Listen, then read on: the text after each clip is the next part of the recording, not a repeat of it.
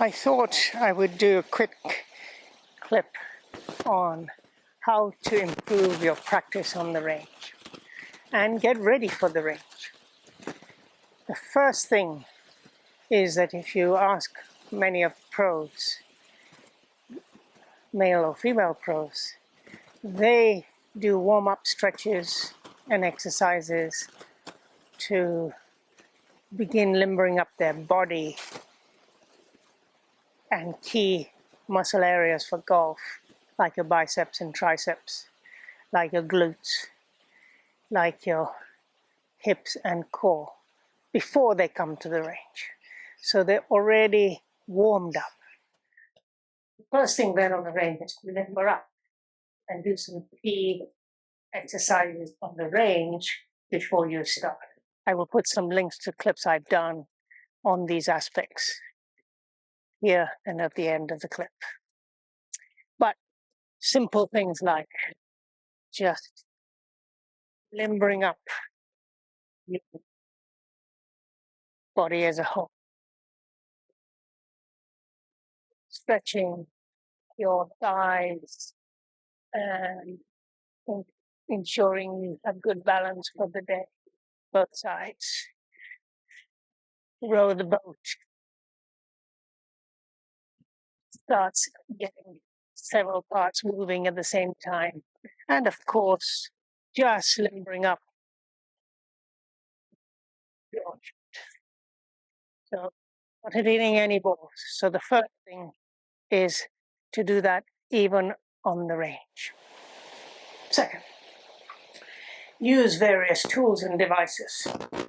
Very good to use alignment sticks. I have some small ones here so that you can align yourself with your target, making sure your shoulder, your knees are, and your face of your club is pointing to the target. And if you need to adjust your alignment stick slightly, do so to suit your swing. We'll all have some sort of tendency or other, so you've just got to get that right. Use alignment sticks. It's really helpful. So the other tool is using measurement devices. So I have a simple swing caddy 2, which gives me swing speed, ball speed, smash factor, loft, angle. You select your club, you can select it remotely, and it'll speak to you if, for your distance. Know your distances is key to choosing the right clubs. A trick Mickelton does is he writes his distances on the bottom of each club, so he doesn't think, okay, I'm going to go for it with a club that he doesn't normally hit that distance, so he can remind himself he should take the club that he's written the distance for. So use simple tools, not a lot, on the range to help you.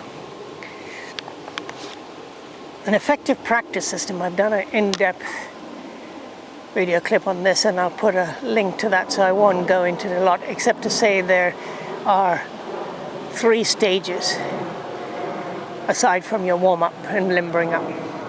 And that is warm-up shots, not worrying where the ball is going.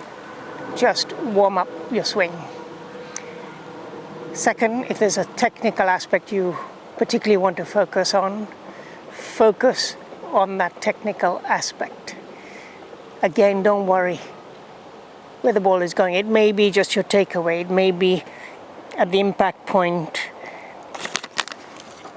It may be that at the impact point you are just checking that as you come down without hitting the ball, you are not closing the face or opening the face. So get used to whatever technical aspect. Again, then hit balls with that, just focusing on that aspect. Don't worry where the ball goes. Then, don't start hitting balls, but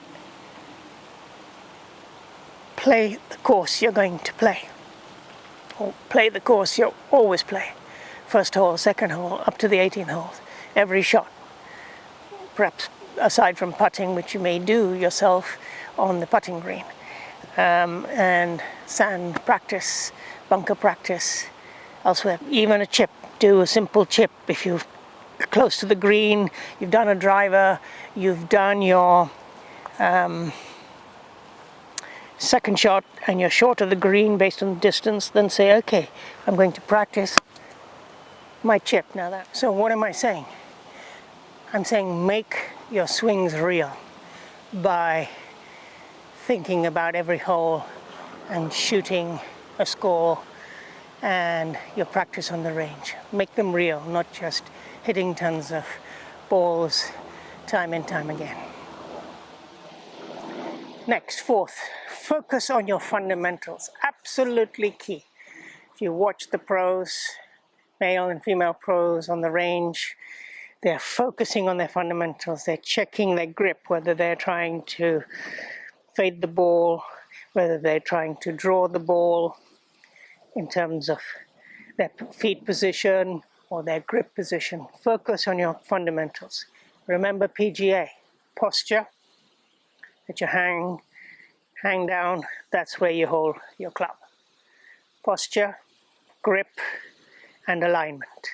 Really key. Posture, grip, and alignment. Focus on your fundamentals. There's more to that. Have a look at the clip I've done on shot, pre-shot, and post-shot routines, which will complement this nicely. Obviously, your ball position is key for the type of shot you're doing, and don't always just go by the standard method. Depends on how you swing.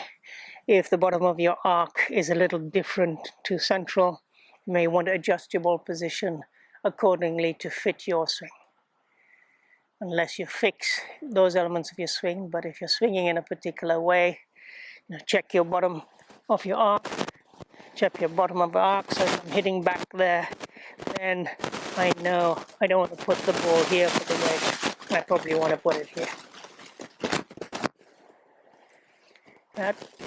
So ball position together with the other aspect is key.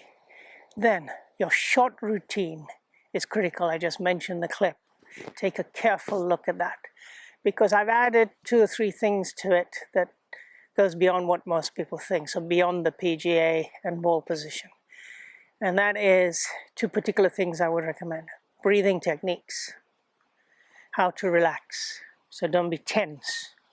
And then muscle tension release techniques. Very simple ones, I'll just give you one here. I cover more in depth. Clench your wrists and release. Clench your wrists and release. Make it part of your shot routine. And a nice easy breathing from your nose. In 1, hold 1, out 1. And then you're much more relaxed to do that easy swing. Part of checking your grip is you're not holding on so hard and tight that you're trying to slam the ball. A nice easy swing. Have a look at the lady pros, how good their posture, their rhythm, and their tempo is. And that's partly because they relax through the swing. You don't try to slam the ball and say, okay, I'm going to go for it. Focus on your fundamentals, it'll help. And it'll give you confidence. Know your tendencies. We all have some sort of tendency, whether it's to pull the ball slightly because we're going through for whatever reason, whether your face is a bit closed, or on the day you're just swinging that way, or you tend to fade the ball.